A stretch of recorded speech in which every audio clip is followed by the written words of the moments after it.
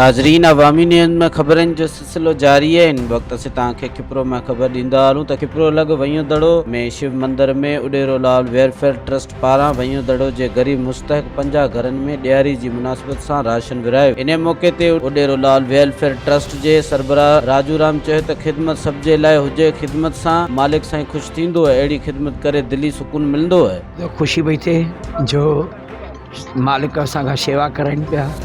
उन हेतिरे दूर दराज इलाइक़े में कपरो खां बि हींअर 13-15 किलोमीटर परते कच्चे मंझि ऐं जिते ही हेतिरी तादाद में कम्यूनिटी रहे थी, 5000 हिते फैमिलीज़ रहनि पियूं ऐं उन्हनि मंझि सिलेक्ट करे इन्हनि 50 नाला सिलेक्ट कया आहिनि जिन खे राशन कपिड़ा वग़ैरह ॾिना पिया वञनि। त ख़ुशी थिए पई त अहिड़नि माण्हुनि जी शेवा थी आहे असांजे ज़रिए।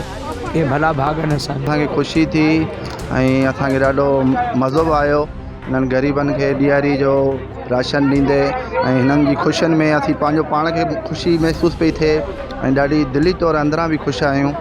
ऐं इहा शेवा असांखां उॾेरो लाल वेलफेयर जे तरफ़ां कई पई वञे ऐं इहा उमेदु रहे ऐं अव्हांजी दुआनि सां असीं इहा शेवा कंटिन्यू कंदा रहूं। उॾेरो लाल मंदर पूॼार लाइ साईं आया राजकुमार साईं, महिरबानी राजकुमार। उॾेरो लाल वारा जेके नेक माण्हू आहिनि उते जेको दीवाली जी जिन जो राशन विराइनि पिया उहो तमामु सुठो हले पियो। असांजे ॻोठ बस्ती 5000 ॻोठ आहिनि, उनजे करे हिते तक़रीबन 50 माण्हुनि खे राशन ॾियनि पिया। मज़ीद खबरों और तफसीलात के लिए विजिट करें हमारी वेबसाइट www.awamiNewsHD.com।